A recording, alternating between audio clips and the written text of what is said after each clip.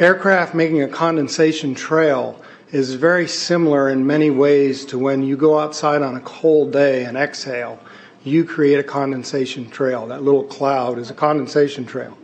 Now, if you take a 2-mile walk on a cold day and you can turn around and you can see your condensation trail tracking all the way back for 2 miles. That's how crazy it is to think that what we're looking in the sky is actually condensation trails. The contrails, not the chemical, the contrails occur because of cold air, minus 30. It takes high altitude, around 30,000 feet plus. There's carbon dioxide and water vapor in that exhaust. That turns to ice crystals, and that's what you see, the white stream behind it. Those white crystals of ice warm up, dissolve, and the smoke goes away. And it never lasts more than a minute.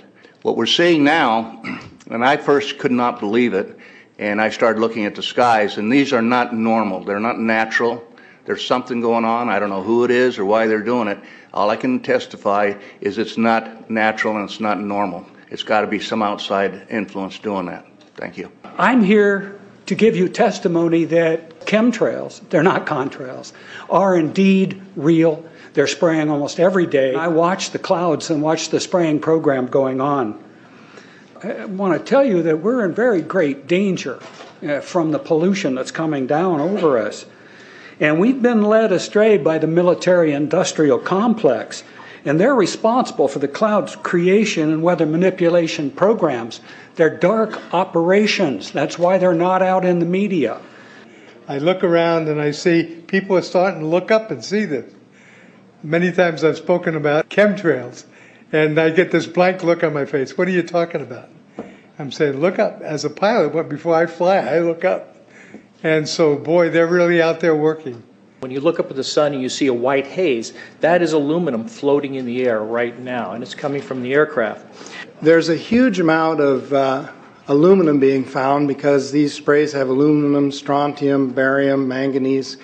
And there's a lot of argument that aluminum is very common to be found. But aluminum is only common in a bonded form. It's not common in a free form, and we're finding high rates of free aluminum in the soil, which is not natural. The metal compounds that are being used are environmentally dangerous. We need to be monitoring them. We need to be testing them. Okay, these previous guys, I've watched exactly what they do, and yes, they are correct. I've seen exactly the same stuff, so ditto marks on those. You want some figures? Okay, latest water test, tested the rain. 13,100 micrograms per liter of aluminum in the rain in 2013.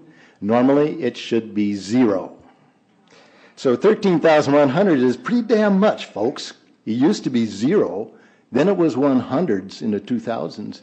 And then since 2010, it's into the 1,000s and the latest 13,100. In the snow on Mount Shasta, pristine Mount Shasta, 61,000 micrograms per liter, 4 times the amount that is found in the soil up there. Where in the hell is this stuff coming from if it's not coming from the soil? We have clouds in the sky we've never seen before. Almost every day I'm seeing clouds I've never seen before. And NASA has been even named a few of these new clouds. It's really interesting, but NASA is a corporation. I want you to know that. NASA has also conducted a research program in what they call metallized fuels. We're actually putting aluminum oxide right in the fuel because it has 2 atoms of aluminum and 3 atoms of oxygen. So during the combustion process, it releases all that oxygen and dramatically increases efficiency, but it leaves the aluminum in the air. We got things coming from sky down, and it's a huge, huge problem. Because as it comes down, what happens is a couple of things. Is that it actually is in our air. We breathe it. And as we breathe it, it's actually going to go up through our nostrils, into our brain, easiest access to our brain frontal lobe. The contaminants that have been identified, which already been mentioned, are aluminum. Aluminum is the #1 free radical generator to the brain to cause early apoptosis, which is early death of brain, and it begins to set off the scar tissue, which we call the amygdalin, which is part of the chemical matrix related to Alzheimer's. I'm a neurologist practicing in Reading for 17 years, and in the past 5 years, I have seen the number of patients with Alzheimer's disease, Parkinson's, and other neurodegenerative diseases tremendously increased, almost quadruple. I became interested in chemtrails about 8 years ago when I was in Hawaii, and the Hawaiians are really being very vocal about it. I concur about the increasing number of Alzheimer's. They have been able to take the aluminum and micronize it, which means it'll stay up longer. But it also means, and I don't know if any of you have noticed a metallic taste in your mouth when they're spraying, but you inhale that, it goes up through your cribriform plate and through your sinuses and into the brain. As you heard, to spray nanoparticles, very small particles.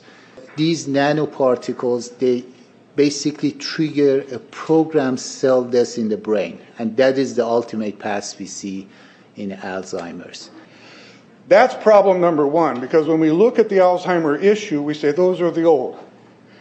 The real problem is, and the real scare I have, is as I am a father of 2, I am a grandfather of 3. So the drama is our children. ADD started in the 70s. Autism was not on the radar. There was no documents, there was no information. It was 1 in 100,000 children. Today, what we have is 1 in 48 boys. I was part of the early group that was looking for aluminum in ADD and ADHD. And all of those children that started to develop those phenomena had high levels of aluminum. When we figured out protocols to detox them out, to free the body of those particular contaminants, what happened is that their brains came back. When we do this to the age, it doesn't come back as quick, but it will come back. But I'm seeing Alzheimer's in 56 years old. Back in the 70s, Alzheimer's when you were 80. If you remember 8 to 10 years ago, there was this big move to get rid of aluminum from underarm deodorant because it would cause Alzheimer's. Look what they're doing to us now. I want to give you a little bit of history on the background behind nanoparticles has been described before. A nanometer is 1/1000th of a meter.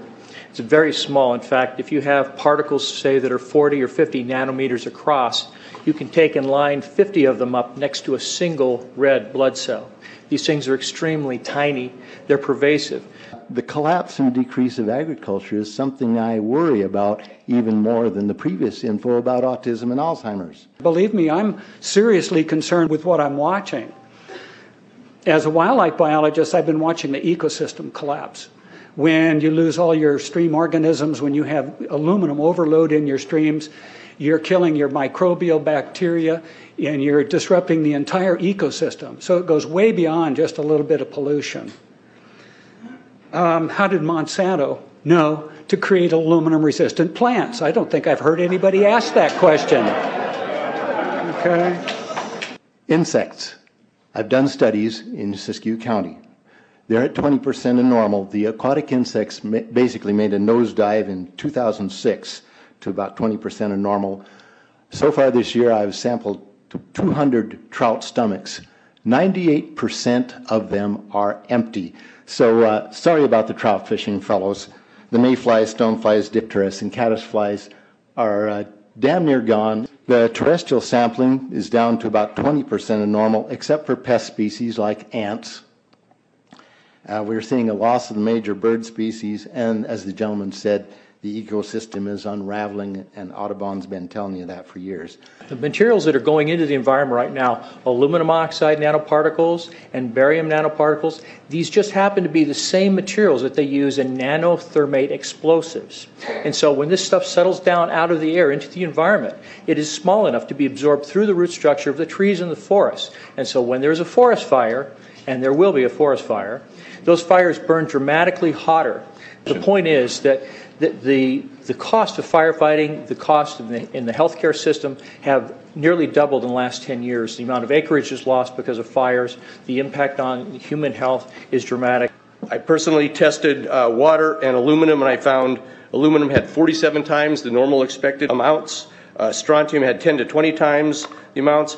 Barium was 20 times. This is what the stuff looks like here. Collected, most people just think it's a cobweb, but I tested it. It has outrageous amounts of barium, strontium, and aluminum, but they destroy the sample, so I'm not letting this get away from me. You know, these tests are international. in scope. We're seeing this all over the world, guys. Okay, pH of acid soils is 20 times more alkaline. The aluminum in the soil has doubled in the last 10 years. The rain normal was 5.6. It's 20 times more alkaline. Aluminum blocks essential nutrients. I am unable in my garden to restore normal pH, and that's because nanoparticles are now in the circulatory systems of both plants and humans.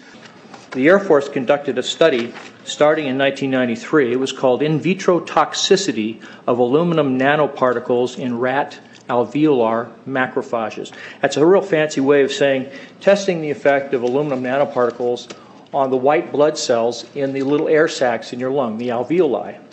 And what they found in this 8-year study was that these particles, when you're exposed to them long enough, it suppresses the ability of your white blood cells to defend you from airborne infections coming into your lungs. So it suppresses your immune system.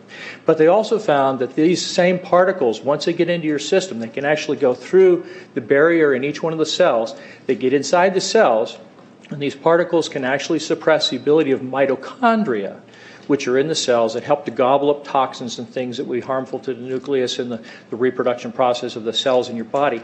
These processes are suppressed, and so essentially by breathing this material in, your immune system is dramatically suppressed. I wrote to the federal government because Air Force wrote a book, and on the first page of the book they said, we're going to control the weather by the year 2025.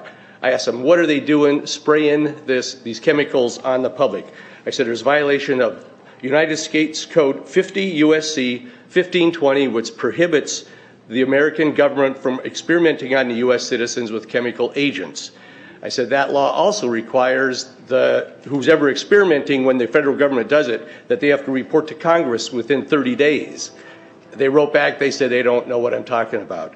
We have enough evidence that there's a spraying going all over the place. We were warned about the takeover of our freedoms by the military-industrial complex by both Eisenhower and Kennedy. They're gaining traction on us, folks. We are in trouble more than just a spraying program. All I can say is it's about time we get up in arms about this, because it is affecting our health. It's high time that we as citizens of this great country take action. Board of Supervisors in Suffolk County, New York, they outlawed geochemical engineering. Hawaii passed an ordinance prohibiting geochemical engineering. I urge you to bar geoengineering in Shasta County and pass an ordinance. At least ask some damn questions. What the hell is all this aluminum doing here? Why are the trees dying, fishes dying? Why is there Alzheimer and aluminum spiking? And why are these fibers on the ground here in Shasta County? Thank you. Thank you, Mr. Marmon. Today, the Shasta County Board of Supervisors has been the beneficiary of some sincere, passionate, and knowledgeable comments. And I thank you for those. I am in agreement with my colleagues about sending letters and a call for action, but I would hope that we could go a step further. I would like for us to send a copy of this video where all of you spoke today, all 2.5 or 3 hours of this testimony, to be sent to our senators and our U.S. representatives, and also our representatives in the state of California. We'll do that. Let them listen to the passion that came out of this meeting today. Thank you. You have the motion in front of you. I think it's understood. All in favor say aye. Aye. Any opposition? Motion passes unanimously.